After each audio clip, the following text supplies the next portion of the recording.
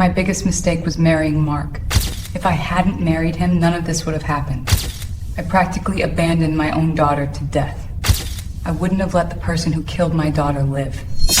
Who was Sarah Johnson before falling into prison? How did this woman, known by everyone as a devoted mother and a good person, become a killer by murdering her stepfather one night? You will learn all of this shortly. Sarah Johnson opened her eyes to the world on a morning in Flint, a small town in Michigan. Her father, Robert Johnson, was a worker in an automotive factory. Her mother, Linda Johnson, was a teacher at the local school. Although the family's economic situation was difficult, there was a loving environment at home. Sarah's childhood passed with the hardships of a classic American working-class family. From childhood, Sarah was a sensitive child who helped others. Her teachers described her as understanding and responsible, and talked about her success in healing injured animals. This natural sense of compassion was the main factor that led her to the nursing profession. During high school years, Sarah was active in social activities as well as academic success. She participated in volunteer work, spent time in elderly care homes, and was president of the school nursing club. Her friends remembered her as reliable and always there. In 2007, Sarah won admission to the nursing department at Wayne State University. There she met a medical student named David Miller and married him in 2010. Their daughter Emily was born in 2012. For Sarah, motherhood was the most meaningful part of her life. When Emily was 4 years old, David lost his life in a traffic accident. This event devastated Sarah's psychology. Sarah, who had to raise 4-year-old Emily alone, experienced both financial and emotional difficulties. Her night shift job at Detroit General Hospital became the only source of their livelihood. Sarah's most prominent feature was being an overly protective mother. After losing David, this feature became even more pronounced. The fear of losing Emily became a factor that affected every decision she made. In 2018, Sarah met Mark Thompson at Emily's school event. Mark was a construction worker who seemed reliable from the outside. In the first months, Sarah believed he was a good person. He was caring toward Emily. Sarah welcomed this relationship with hope because of her loneliness and Emily's need for a father figure. During the period when they married in 2019, Mark's true face had not yet emerged.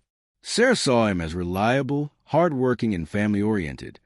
No one had any idea about the violent incidents Mark had experienced and caused in past. The hidden feature in Sarah's character, tendency to trust excessively and avoid conflict. These features became more pronounced after David's death. Even when she saw Mark's first signs of violence, she tried to interpret the situation as temporary stress. The most important feature that shaped her identity, the role of protective mother, constituted both Sarah's strongest and most fragile side. While this role made her ready for every sacrifice for Emily, it weakened her ability to react effectively against Mark's threat. Sarah Johnson's carefully built life's destruction had begun in 2020 with changes in Emily's character. The changes in her 6-year-old daughter were changes that could be considered normal by all parents, but on the hidden side of the matter was the beginning of Mark's violence toward Emily, and the worst part was that no one was aware of this until now. Mark's true face had slowly begun to emerge in the first year of their marriage. At first, he only showed impatience toward Emily. He would get angry whenever she made a sound. Sarah tried to interpret these behaviors as the stress of being a new father, thinking of them as the difficulties of the period Mark was going through to fill the father role. At the beginning of 2021, the situation became more serious.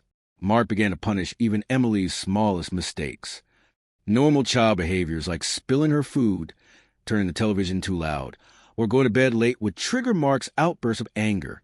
During this period, Emily began to become a more withdrawn and quiet child, now humming the songs she used to sing cheerfully in whispers. One of the reasons that affected the course of events toward the worst was Sarah's working night shifts. Mark was alone with Emily when Sarah was at work, and during these hours violence reached its peak. Even though Emily tried to tell her mother that she was afraid of her father, Mark would convey the situation to Sarah differently each time. He would play the stepfather role, trying to appear responsible and caring.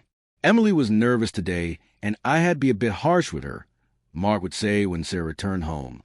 When explaining the bruises on Emily's arms, He would offer excuses like she fell down the stairs or she bumped into the door. Sarah believed him because she trusted Mark so much. In the summer of 2021, more pronounced changes began to be observed in Emily's behavior. She experienced sleep anxiety at night, frequently had nightmares, and remained abnormally quiet during the day.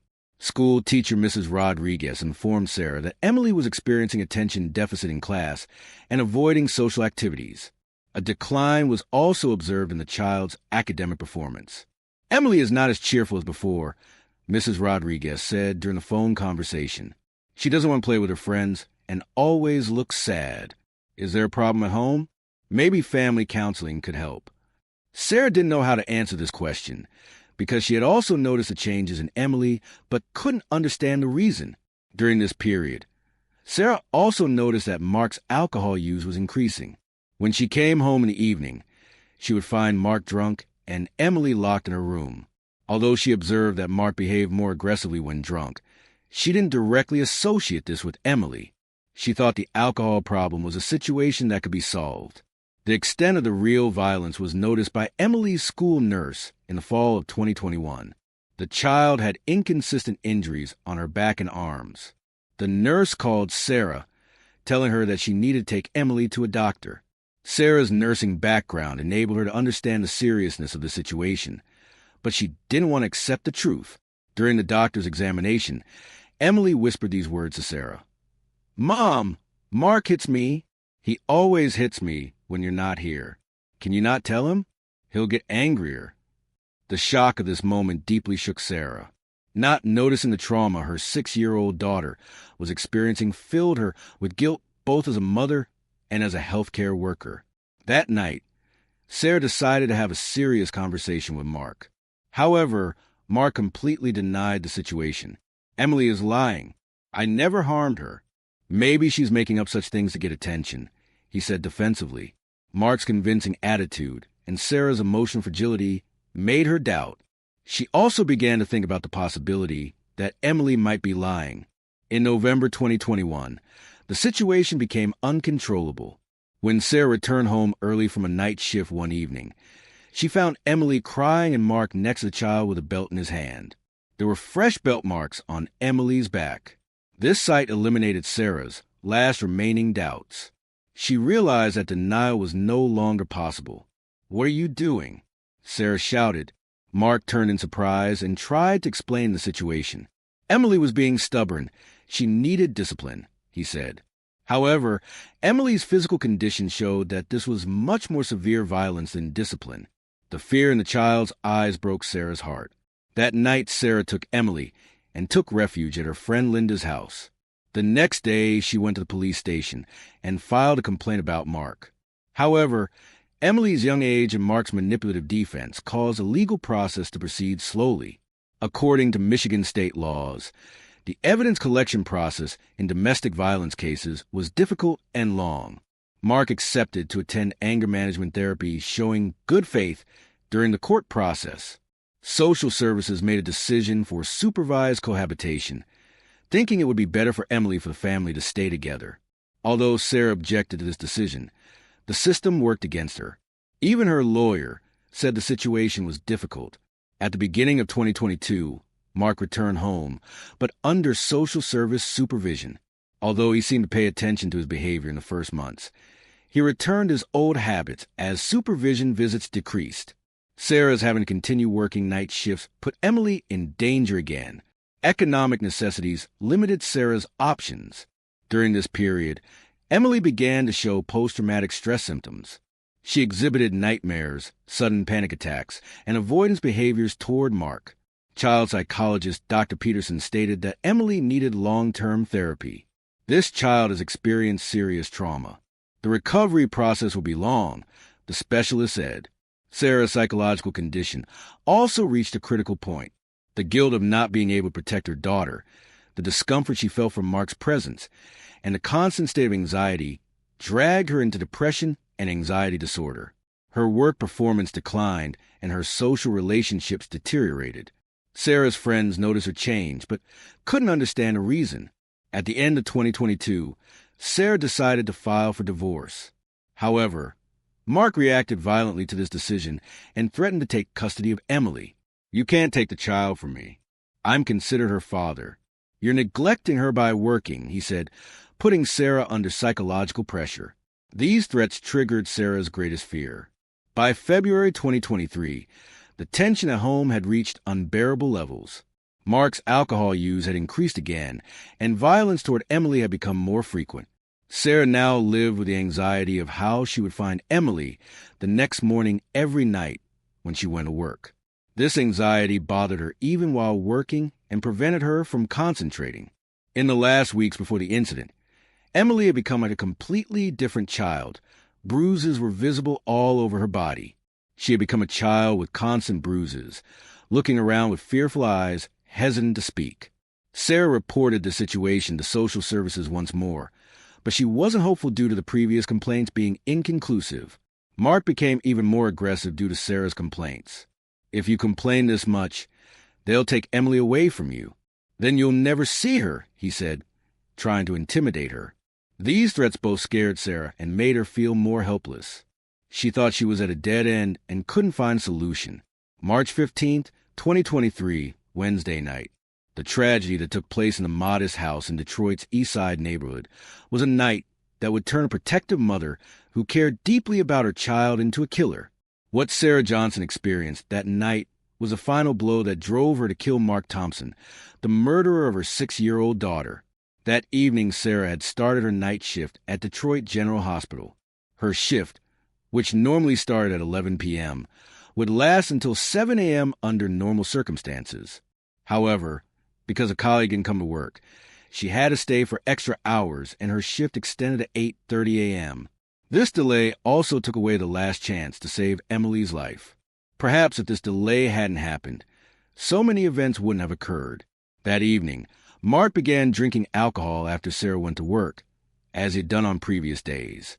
Opening cold beer cans, a whiskey bottle, and a bag of chips, he continued drinking in front of the television, while Emily was playing quietly with her toys in her room. With every sip of alcohol Mark took, his aggression and nervous system rose even more. This situation had now become a routine. When Sarah went to work, Mark would drink, and Emily would lock herself in her room in fear. Around 1:30 a.m., Emily went to the kitchen to drink water because she was thirsty. She was trying to move quietly during these hours when Mark was drunk, but she dropped the glass in the kitchen. The sound of the glass breaking angered Mark, and he walked angrily toward Emily. Seeing Emily trembling with fear made Mark's anger increase even more. "How many times have I told you to be quiet?" Mark shouted, grabbing Emily's arm roughly. The 6-year-old girl started trembling with fear and tried to say, "I'm sorry, Mark. It was an accident." However, Mark's anger had reached its peak, and he dragged Emily to the middle of the living room. Emily's crying made Mark even more nervous. But this day was different from the others, because even though he had applied violence before, it had never been like today. He lifted Emily up, then pushed her to the ground. When Emily started crying, Mark's anger increased even more. "Shut up. Your mother won't be here, and you'll stop crying too." These words showed how angry Mark was toward Emily. While Emily was trying to get up in fear, Mark raised his hand and gave Emily a violent slap on the face. The small body of the 6-year-old child staggered under the effect of this blow. However, Mark didn't stop, grabbing Emily again and shaking her more roughly. Emily's screaming, "Mom, Mom," drove Mark even more crazy. At 2:15 a.m., the tragedy occurred. Mark, in a moment of extreme drunkenness, began scolding Emily again. When the child continued crying in fear, Mark's anger literally hit the ceiling. He threw a very powerful punch at Emily's head. Then the child fell to the ground and hit her head on the metal object on the floor. This impact sound broke the silence of the house. The blood flowing from Emily's head and her motionlessness caused Mark to come to himself for a moment and return to reality. When he approached the child, he noticed that her consciousness was closed. But the level of alcohol he had consumed was so high that it was impossible for him to make the right decision. Instead of calling an ambulance, he laid Emily on the couch and thought she would sleep. This decision would cause Emily to lose her life. Every minute, Emily was getting closer to death. Her breathing slowed, her pulse weakened. Mark had fallen asleep under the influence of alcohol. Emily gave her last breath toward morning. The innocent 6-year-old child lost her life. Mark's negligent behavior was the final point of this tragedy. When Sarah returned home at 8:45 a.m., she found Mark sleeping on the couch and Emily motionless on the couch next to him. At first, she thought Emily was sleeping, but when she got close, she felt her daughter's cold skin. When she checked Emily's pulse, she noticed that her heartbeat had stopped. At that moment, her world collapsed. "Emily! Emily! Wake up, sweetheart!" she shouted while shaking her daughter, and saw the trauma marks on her head. As a nurse, she understood that these wounds were too severe to be the result of a fall. At that moment, she clearly understood what Mark had done. Her daughter was dead and Mark had killed her. Sarah's pain was indescribable. It's impossible to describe the shock and pain Sarah experienced at those moments. While holding the lifeless body of her beloved 6-year-old daughter in her arms, her world was collapsing. When she realized she wouldn't be able to see Emily grow up, start school, or get married, the anger inside her reached unbearable levels. While feeling her daughter's cold skin, she was filled with hatred toward Mark. At this time, Mark had woken up and was trying to understand the seriousness of the situation. "Sarah, I don't remember what happened. I was very drunk. Emily was sleeping when I last saw her," he said, trying to defend himself. However, the wound marks on Emily's head clearly revealed Mark's lie. Mark, seeing the anger in Sarah's eyes, understood the seriousness of the situation. At that moment, Sarah could have called the police, called an ambulance, and could have handled this through the court system. But she didn't choose this path.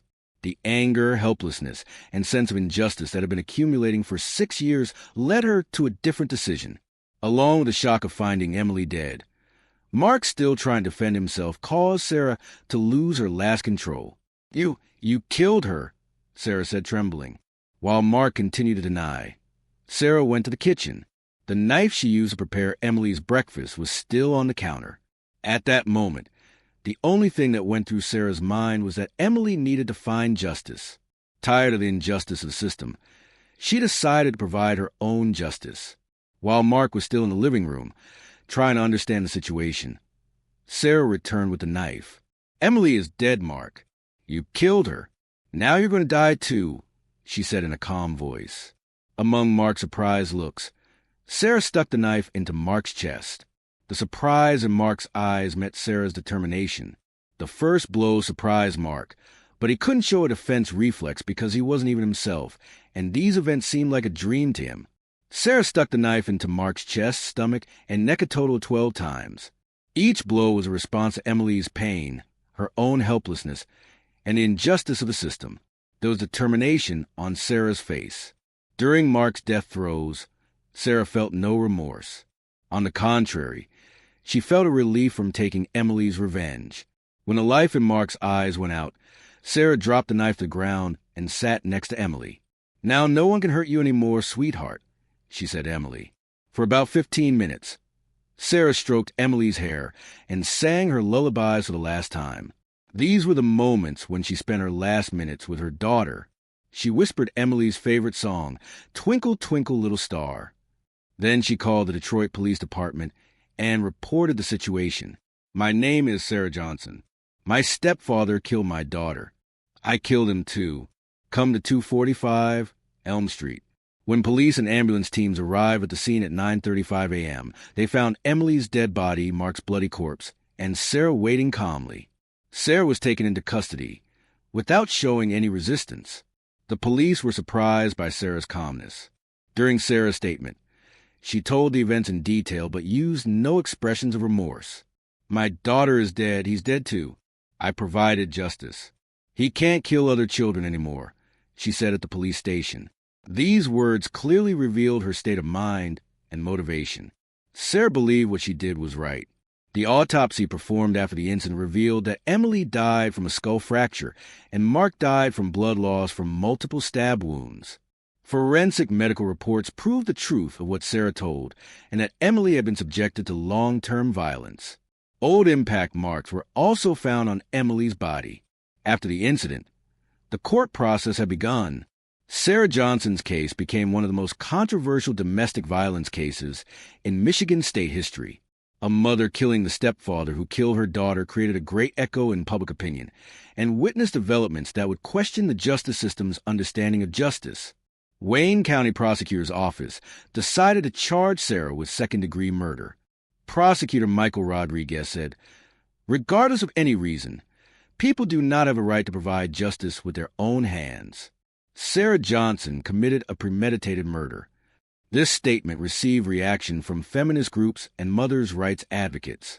Sarah's lawyer, Jennifer Walsh, was a very experienced lawyer, decided to base her client's defense on provocation reduction. In their first meeting, Sarah said, "I'm not a killer. I'm a mother. I just wanted my daughter's blood not to remain on the ground," stating that she felt no remorse. The voices in public opinion were literally divided into two. On one side were mothers who found Sarah right. On the other side were those who said that violence, whatever the reason, is still violence. Protesters carrying justice for Sarah banners gathered in the streets of Detroit. June 8, 2023, the trial process began. Jury selection took 3 weeks because most potential jury members had prejudice against the case. Finally, a jury consisting of 7 women and 5 men was determined. In Prosecutor Rodriguez's opening speech, Sarah was described as a killer who committed premeditated murder. "We accept that Emily's death was tragic. However, this tragedy does not justify another murder. Sarah Johnson struck with a knife 12 times. Defense attorney Walsh introduced Sarah as a helpless mother cornered by the failed system. Sarah Johnson trusted the system to protect her daughter. She applied to the police, went to courts. But did the system protect her? No. Emily died. The most striking moment of the case was the day Sarah took the witness stand. Sarah, who told the events for 3 hours, used no expressions of remorse, and when you looked into her eyes, she didn't look like a remorseful person at all.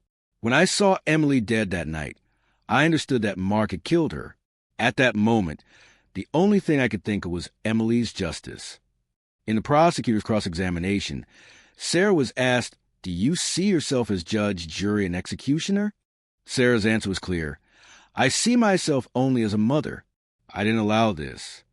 Emily's teacher and school nurse testified, describing the trauma the child experienced. Child psychologist Dr. Peterson presented his report documenting that Emily had experienced serious physical and psychological trauma. Jury deliberations lasted 4 days. On June 28, 2023, the decision was announced. Sarah Johnson was found guilty of murder committed under provocation. The jury had acquitted her of first-degree murder, accepting that she acted under the influence of extreme emotional disturbance. At the sentencing hearing, Judge Patricia Davis said, "This case has revealed the systemic problems experienced in domestic violence in America. However, the authority to provide justice does not belong to individuals," and sentenced Sarah to 18 years in prison. Sarah's reaction to the sentence was calm. 18 years is not a short time. In fact, it's a long time. But Emily is dead, and so is Mark. Other children won't see him. Huron Valley Correctional Facility became the place where Sarah Johnson started her new life at age 45. This facility, which is Michigan's women's prison, became the place where Sarah both served her sentence and rediscovered herself. Sarah's adaptation period of prison was a bit different from other prisoners. As a mother who committed murder to protect her child, she aroused both respect and curiosity. Her first cellmate, Maria Santos, was an experienced prisoner who had been serving for 5 years. "Everyone here has heard your story," Maria said on the first night. "Motherhood is the strongest bond here. You're different." The first 6 months were the hardest time Sarah spent in prison. Emily's absence, feelings of guilt, and uncertainty about the future caused severe depression. Regular therapy sessions began with prison psychologist Dr. Jennifer Martinez. Sarah was initially resistant. "I don't need therapy. I'm not a killer. I'm a mother.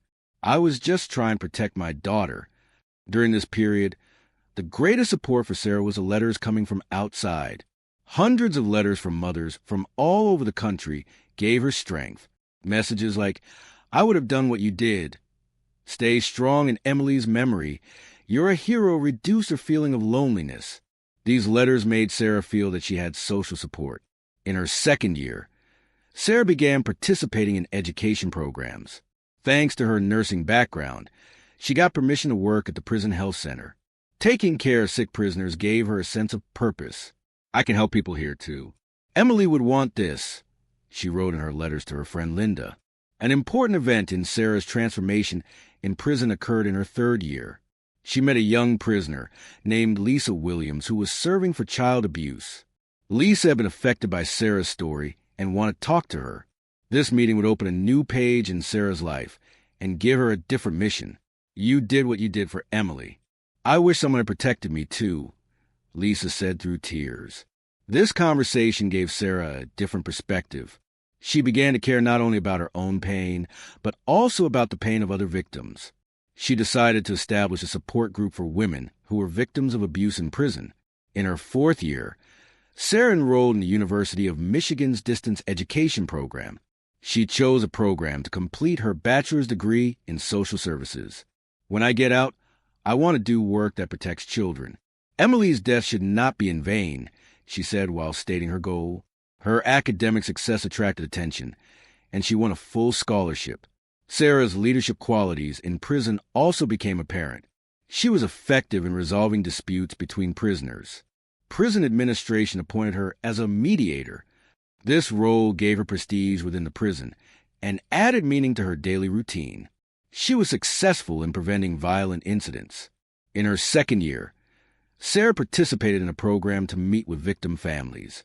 Mark's mother, Dorothy Thompson, wanted to confront the woman who killed her son. This meeting was emotional for both women. My son wasn't perfect, but he was also someone's child, Dorothy said, crying. Why did you kill him? Sarah's answer was sincere. I'm very sorry, Mrs. Thompson. Mark's death doesn't bring Emily back, just as it doesn't ease your pain. But there's the fact that he can't kill other children. This is my only consolation.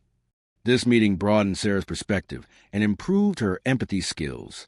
In her sixth year, Sarah received her bachelor's degree and started a master's program. Her thesis was on protection of children who are victims of domestic violence and system failures. Her academic work reflected her desire to make a meaningful contribution in Emily's memory. University of Michigan professors appreciated her work. Sarah's most important project in prison became the program called Emily's Voice. She started an awareness campaign for children who are victims of domestic violence. She wrote letters to schools outside the prison and prepared education materials on protecting children. The program also attracted attention in the media. In her seventh year, Sarah gained model prisoner status.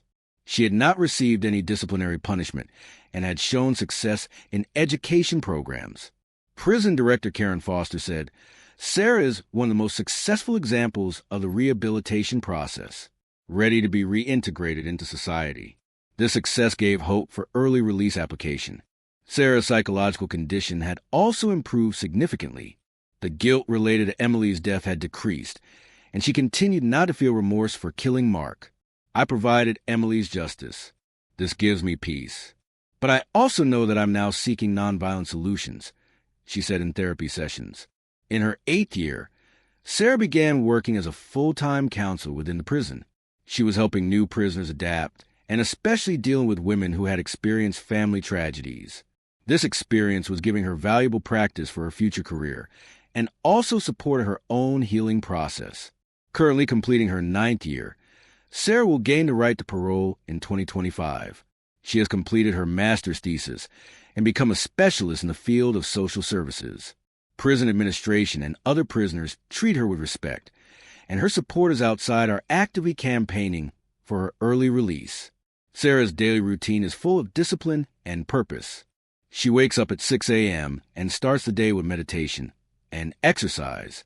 After breakfast, she starts her job at the prison health center. In the afternoon, she continues with her master's degree classes, and in the evening, she conducts group therapy sessions with other prisoners.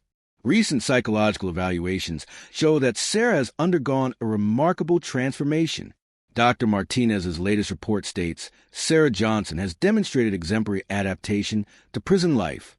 She has become a valuable individual who can be reintegrated into society.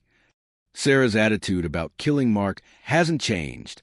She still states that she feels no remorse, but accepts that other solutions might be possible without resorting to violence. If I face the same situation again, I would try other ways first. But Mark's death still seems right to me, she says in her recent interviews. Her connections with the outside world continue to remain strong. Her old friends Linda and Susan visit regularly. Mothers' rights groups across the country are following Sarah's situation and supporting the parole process. Emily's Voice program also continues to grow. Sarah's biggest goal is to work in child protection after release. She has been having meetings with Michigan Child Protection Services and conducted a preliminary interview for a counselor position. The experience I've lived through is strong motivation to help families, she says about her future plans. Prison administration states that it will support Sarah's parole application. Director Foster states in her evaluation, Sarah has shown extraordinary development in 9 years, ready to be reintegrated into society. This support increases the chance of release. Sarah's educational achievements are also remarkable. Sarah, who received a master's degree in social services, was also accepted into a doctoral program. Her academic work focuses on domestic violence and child protection issues. Her thesis was published in peer-reviewed journals. She continues her meetings with victim families within the framework of the Restorative Justice Program. Besides Mark's family, she also met with doctors and teachers who were involved in Emily's treatment. These meetings improved Sarah's social skills and enabled her to gain different perspectives. Her mental health is in stable condition and shows no risk factors. She completed anger management training and obtained group therapy leadership certification. She successfully resolved disputes within the prison and prevented violent incidents. If Sarah is released on parole, she plans to live in a small apartment in Detroit. She wants a place where she can visit Emily's grave and see traces of her old life. I will live with Emily's memory but won't be stuck in the past, she says. She has a goal to expand Emily's Voice program for the future. She wants to create national child protection awareness. Emily's death should not be in vain. Let's protect other children, she says while explaining her motivation. Sarah Johnson's story raises important questions about justice, family, and second chances. 9 years of prison experience transformed her into a different person, but her basic values and love for Emily didn't change. Sarah Johnson's story represents the complex intersection of domestic violence, the justice system, and parental protection in contemporary America. A mother's revenge against a stepfather who killed her daughter raises fundamental questions about our social values. The tragedy that resulted in Emily's death was a preventable result of multiple system failure. The school system's not taking early warning signals seriously, social services' inadequate follow-up, the legal system's gaps in child protection. All of these were opportunities that could have saved Emily's life. Sarah's decision to take justice into her own hands questions the basic principles of democratic society. When legal procedures are inadequate, does individual revenge become justified? Sarah's decision provided Emily's justice, but resulted in the loss of 2 more lives. Sarah's transformation during her prison years creates a hopeful example about rehabilitation. Her complex situation of being both perpetrator and victim reflects human reality that doesn't fit into simple categories. Emily's memory continues to live through Sarah's work. The change created in child protection awareness may be the only positive aspect of the tragedy.